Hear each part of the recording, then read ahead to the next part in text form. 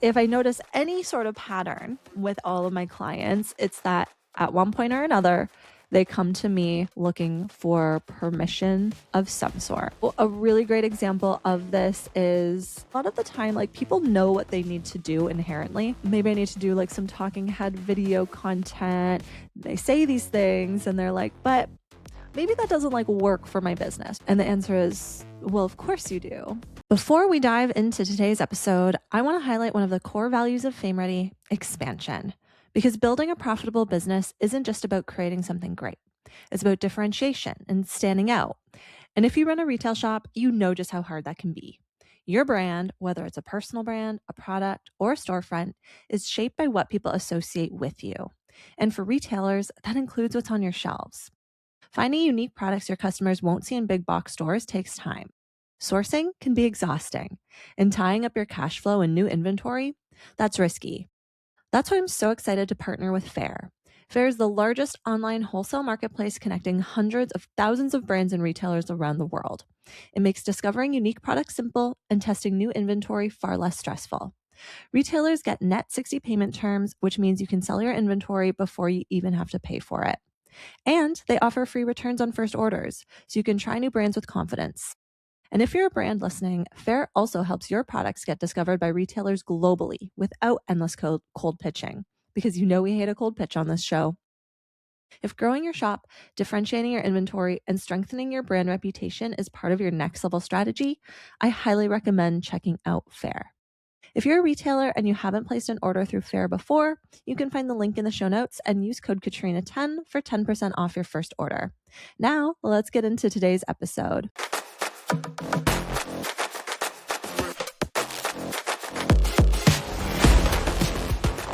Hello, you guys, and welcome back to Fame Ready, the podcast to show you that anything is possible. Yes, including fame. I feel like a little bit off this morning, just full transparency here. I have what I have come to call as like a visibility hangover. It is where me personally, I like go through all this front-facing visibility stuff. I go to events. I do a shit ton of Zoom calls, in-person meetings, and then trying to do all the work in between. And you know what? I was just bragging about how I hadn't had a headache in a really long time. And then 2 days ago, Wednesday, I could feel one setting in. And of course, she had to become a migraine, and she became a migraine just as I had to go to an event that I was actually sponsoring. And, you know, I had invested in the sponsorship, and this was a pretty crucial week for Big Brand Energy with just so much momentum swirling around. We had a big giveaway with our headlining sponsor, Dubsado. We have a price increase that always kind of stimulates more purchases. Obviously, me sponsoring this event, Rich Mom Reset, getting in front of, you know, a whole clan of women who are ideal for Big Brand Energy. And we also did a virtual event too. And I was doing all of that externally for my business while behind the scenes, my precious French Bulldog Dexter, who I'm assuming is going to join us at any minute because I'm recording this very early, 8 a.m. on a Friday, because I meant to do it 2 days ago. I meant to do it yesterday after the event when I was looking cute. And then I was like, forget it. I would say my migraine is she's about 15% left over. Okay. I even did a meditation this morning, like a guided like headache relief meditation to see if that would help. I'm not sure if it did, maybe marginally. But the best thing I can do with a visibility hangover is just give myself grace to rest, to not do everything perfectly, to, you know, postpone some things because nothing I do is an emergency. But it's hard because right now I'm definitely riding the wave of momentum in my business. And for me, it's hard to detach from that. It really is. But tomorrow is the weekend. So Saturday, Sunday, I am just planning to rest fully, just me Dexter, the couch. Oh, yeah. So I guess I forgot. I went on a bit of a tangent. I forgot to mention Dexter had a really bad allergic reaction this week. He always has like really bad seasonal allergies, but I was away in Florida for the Power Table Live and I came home. And so Dexter was at the dog sitter actually because Gabriel got an acting role in Madrid.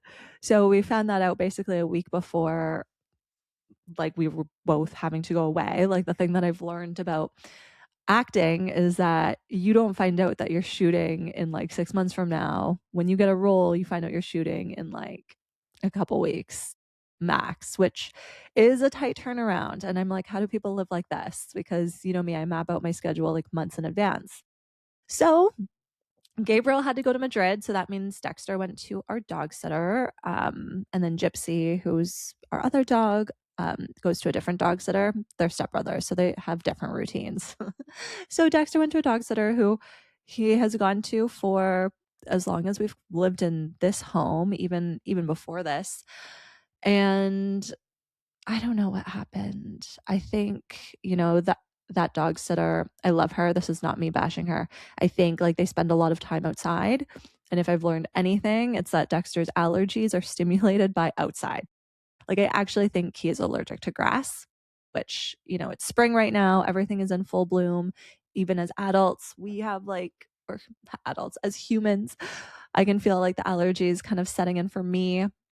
So I picked him up on Saturday afternoon. I'd like flown in that morning and Taylor had texted me the day before to just say like, hey, by the way, like Dexter's allergies had flared up, but I had sent him with medication because this happens often. And so to me, it was like kind of no big deal. But then he got home with me, went for a walk. We were outside for a little bit because it was a nice day. And then we were just about to go to bed. Okay. It was like 8:30. And I'm like, okay, it's bedtime. I've just had like, been traveling for the last 24 hours, had an early morning. And I turned to look at his little face and it is red, puffy, swollen, and I immediately knew that something wasn't right. So I picked up my phone, called the emergency animal hospital. It's about a 20-minute drive from us, and just like was explaining his symptoms. I'm like, hey, I have a French bulldog. He seems to be having some sort of allergic reaction. He is an allergic dog to begin with, but his face is puffy, red. And they basically were quite short with me and said, if you think your dog is having an allergic reaction, he must come in. I'm like, okay, that's all I needed to hear. So we got into the car. I drove him there. And on our drive, I just kept looking at him and thinking, oh my gosh, like, am I overreacting? Like, maybe it's not that bad. It's about $200 just to like walk in the door of that place. So I'm like, is this going to be like a waste of money? Meanwhile, I've just had like the biggest revenue month ever. And here I am, my money wounds appearing. Hate to waste money. I'm gonna waste money. Am I gonna feel like a dick if Dexter takes time away from like the dogs in the animal hospital or the pets in the animal hospital that really need help? Those were all of the thoughts that were spiraling through my head. But I mean, at that point, I wasn't gonna turn around and go home. So we got there. They took him into the back, and so I don't know. I hope if you're listening to this, you've never had to go to an animal hospital before. But if you do, it's kind of different than going to the vet. So like it kind of works like a people hospital. So you check in and then they take the dog to the back, and you just like sit in the waiting room until a vet calls you in to talk to you, and then you go into this other room. So it's like a bit formal. And so here I am. I'm like sitting in the waiting room and I'm hearing this like other couple. I can't see them. I think they're in like one of the like private rooms crying so loud. It makes me emotional just talking about it. They're crying so loud. I was sitting beside a really cute girl who was beside me, and she was really upset too. Like I actually just wanted to like reach out and rub her shoulder. Oh, and here I am thinking to myself like, I don't think Dexter's as bad as the other dogs here, and maybe I'm still overreacting. Like I was still thinking about this, and then the next thing that came up for me was oh, I'm so tired and I need to go judge this high school case study competition that I'm judging and speaking at tomorrow. Like, I really feel like I should cancel it, but I didn't want to bail. It was like by this time, 9 o'clock at night, like as an event coordinator myself, I was like, frick, sucks to be a person that the person that like the night before has an emergency and can't do the thing that they committed to. So I'm like sitting there just kind of like grappling with that, wondering what to do, wondering when to send the email, knowing that I'm in no shape at this point to wake up at 6 a.m. to get ready to be at a high school case study competition all day tomorrow. All of the thoughts. So eventually get called in to talk to the vet, and she says Dexter's gonna be fine. We gave him like a essentially like a shot of like Benadryl, basically. And trust me, I heard, because the way this dog like fully screams when he has to get a needle, I heard it all the way from the waiting room. So I knew he had a shot. Um, she's like, he's gotten a shot. Looks like the swelling in his face is like calmed down. Um, he must have like got stung by something or maybe put his face in something that like really, really irritated him. And then I was just talking a little bit about his like health history, having really bad allergies, all of that. And then she's just kind of walking me through like, okay, so you're going to give him a Benadryl every 12 hours for the next like 2 days just to like make sure he stays in this state. And if it gets worse, like obviously come back, but I think like it's monitored now. Or I think it's, fully like stabilized now, but just in case. And so I said to him, or I said to her, the vet, and I said, so I'm supposed to go into Vancouver for a couple hours tomorrow. Do you think he's okay to like be at home by himself? And she was like, I would cancel your plans. And that was all I needed to hear. That was all I needed to hear. And I realized, like, for the second time that day, this person, the vet, someone at the vet, had granted me permission. And that's what I want to talk a little bit about today. This is not a strategic episode. This is not tactical. I mean, I've done a shit ton of those over the last couple of weeks. Media kits, content, you name it. You can go back and listen to those. But, I'm coming off of my visibility hangover, my migraine. So my strategy and tactical abilities are probably shelved for a couple days until that part of me comes back online. But what I really want to talk about right now is permission, because this is something that I have known I've needed for my entire life. I mean, I've talked about it a lot on this podcast. I am a recovering good girl, okay? I always try to do the right thing, say the right thing, not disappoint people. And I'm always kind of looking for someone to validate or support whatever it is that I kind of need at that time. So I don't think I was conscious of this until I became a business owner, because when you are an entrepreneur, the decisions now rest with you, and it's up to you to, yes, make the decisions, but it's also up to you to feel confident in them and to make a decision and make it really firmly and strongly and be like, well, that's what I'm doing. So I say this because over the last 3 to 4 years of me being an entrepreneur, I've really struggled with like standing firmly in my decisions.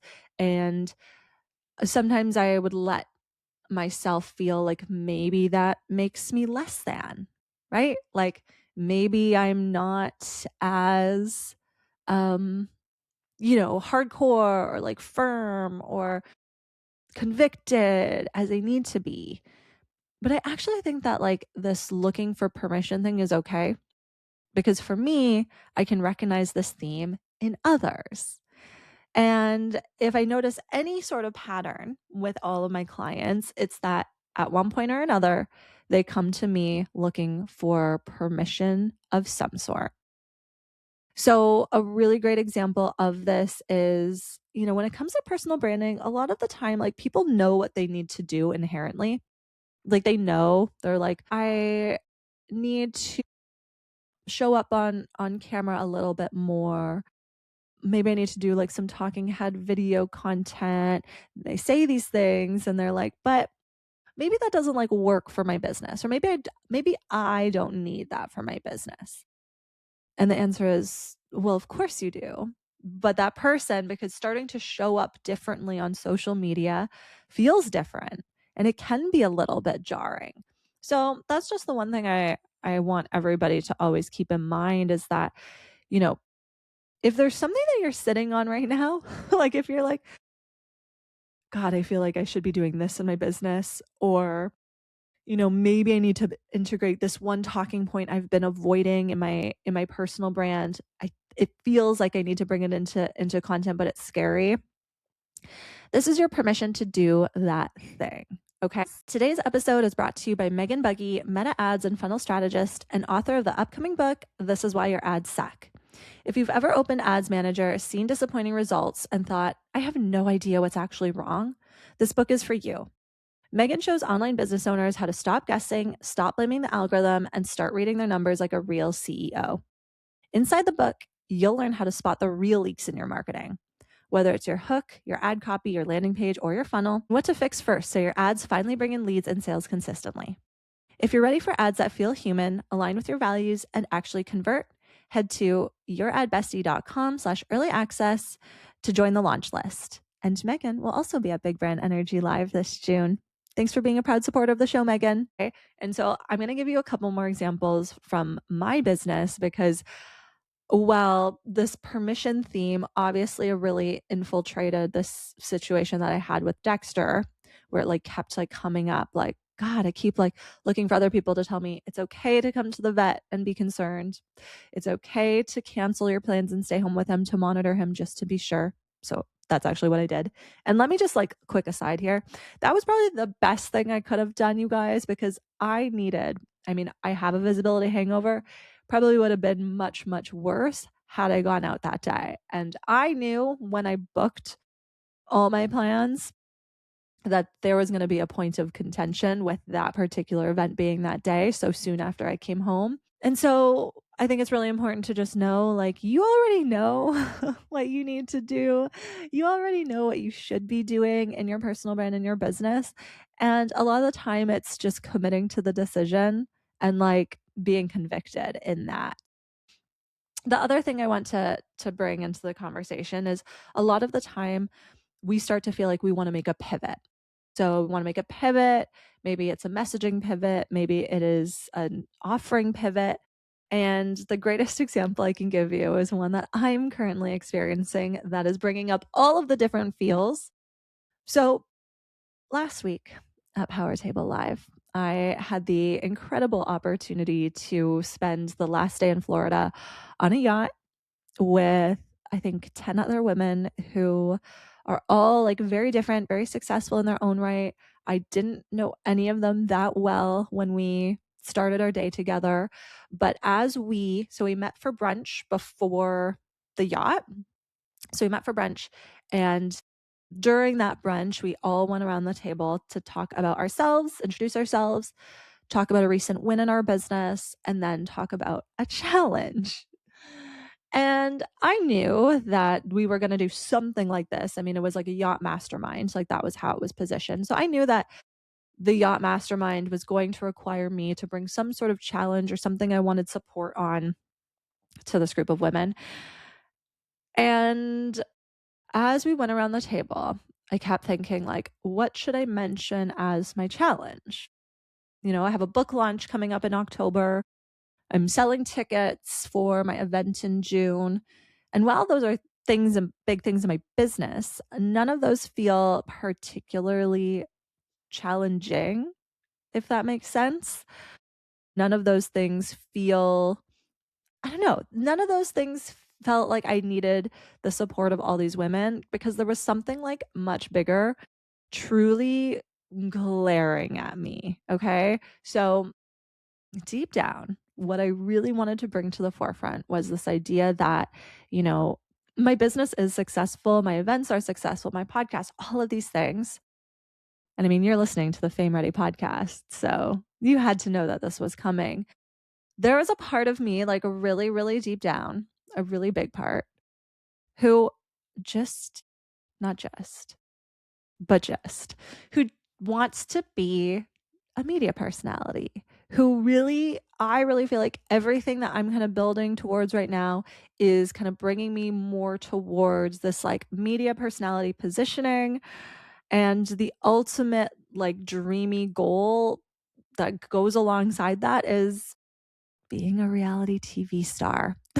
I know it sounds crazy to say out loud, but I mean, what I really appreciate is when I shared it out loud around this table, no one thought that it was crazy or outlandish.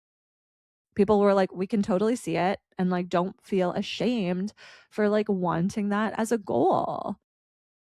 And I was so glad that I didn't like try to bring one of these like kind of fake things to the forefront. I was really, really glad that I actually just brought this like really real thing, because at the end of the day, the real thing, oh, and I should mention, like, as I was sharing this, I like fully cried. Like, I'm talking about it like, I had to go through like the full physicality of like sharing this thing that I was not sure if people were going to judge me for. I was obviously judging myself for it. And so I just had a full body like cry at the table about this goal. And all of the women around me were so lovely. They were like, don't like, no, no, don't cry. Like, we don't like, it's not embarrassing. And if that's what you want, you really need to be working on that. So what does that look like? And I was like, well, that's the thing. I don't know what that looks like. And I think one of the hardest parts of my business right now is that it's been in transition for so long. Okay. Like my business, and I wonder, I feel like not every business owner experiences this. My business has literally been in transition, changing service offerings, changing positioning, changing revenue streams, literally since the day I left my corporate job. So every time I kind of look for like stability in my business, well, I have to say, my business has been producing very, very consistent high revenue months since October. The hard part about that consistency is it continues to come from different places. So while I might be holding steady at a certain number, the actual like consistency of like revenue streams and which ones I kind of look to like rely on to drive revenue actually aren't the ones I thought they would be. So a little bit of a word salad. So for me, coaching and consulting, since the day I shut down my agency, I was like, okay, now my core revenue stream is coaching and consulting. And obviously, that is a stable revenue stream for me in this business, but it's not my biggest one right now. Event revenue, brand partnerships, even doing my corporate speaking, like those are things that feel way, not even feel, but are way more like lucrative, profitable, and those opportunities seem to like come in much faster than coaching and consulting. And I mean, I did say that I wanted to close my one-on-one books, and so when you put that out to the universe doesn't mess around. And I say this just because someone had said this to me the other day at an event. They were like, um I know that you are closing your coaching programs. And I'm like, no, no, no, not coaching programs, plural, just my one-on-one books.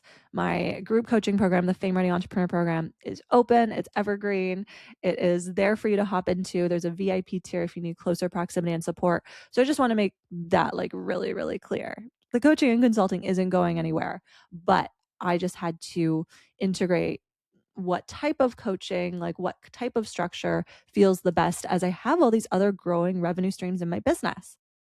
Because everything comes full circle. This full like visibility hangover that I've had for the last couple of days is coming from being pulled in so many different directions, right? When you have multiple revenue streams, you're really, really having to speak to multiple audiences at once.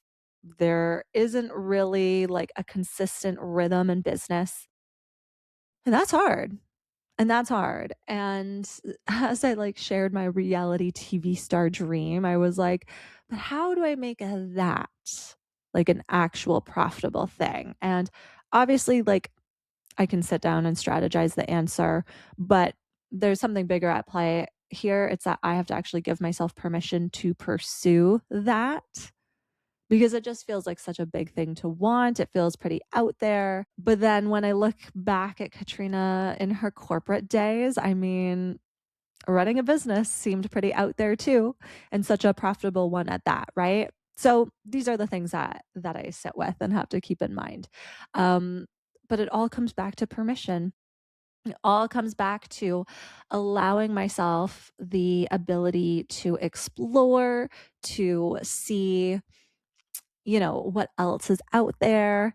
And, I'll be so honest. I think one of the reasons why I continue to be in transition and why my business has changed so many times over, I actually think it's because I am getting closer and closer to giving myself what I really want, right? Because like being a business owner was not something I like ever really dreamed of being.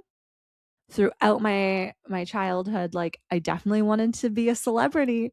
I definitely wanted to be famous, a pop star, a TV star, whatever it is. I definitely wanted those things. And then obviously just like push those two things to the side once I started my professional career.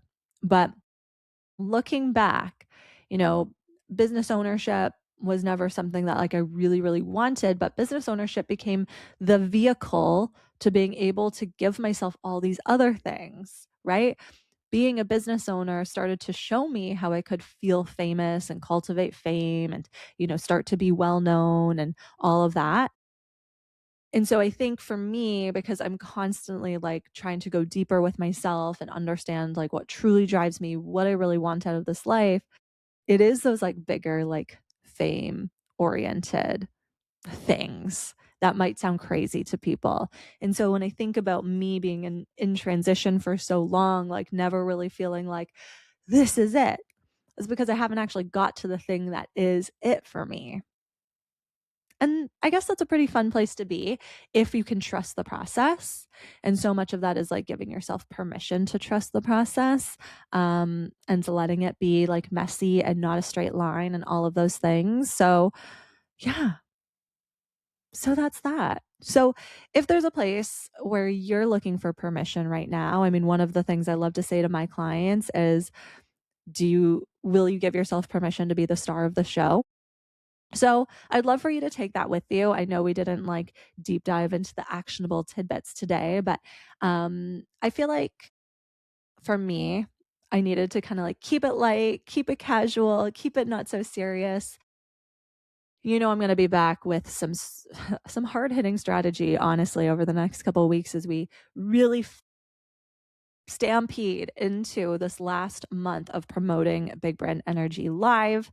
I cannot believe it is just over a month away. The main event is on June 11th. Tickets at this time are 80% sold out. I think there's only about 20 left. So, with that, please head to the link in the show notes to grab your ticket. You can use code FAMEREADY to grab $50 off. I would absolutely love to see you there. If you have enjoyed listening to this podcast, and I know so many of you have, you're absolutely going to love the content in that space and what that day brings you. So, could not be more excited to welcome you to Big Brand Energy Live. If you're interested in learning more about the Fame Ready Entrepreneur Program, which is my personal branding and PR group program, I'm going to be running a very special offer off the back end of Big Brand Energy Live. So if you come to the event physically, you're going to have the opportunity to join that program in a way that I've never offered it before, which is really, really cool. And of course, I've got some other things up my sleeve, which I will talk to you all about next time. But for now, I've got to go kind of clean out my inbox. I've got a couple Zoom calls today. I just got to like ease through them. And I'll see you all next week. Okay. Okay. Toodles.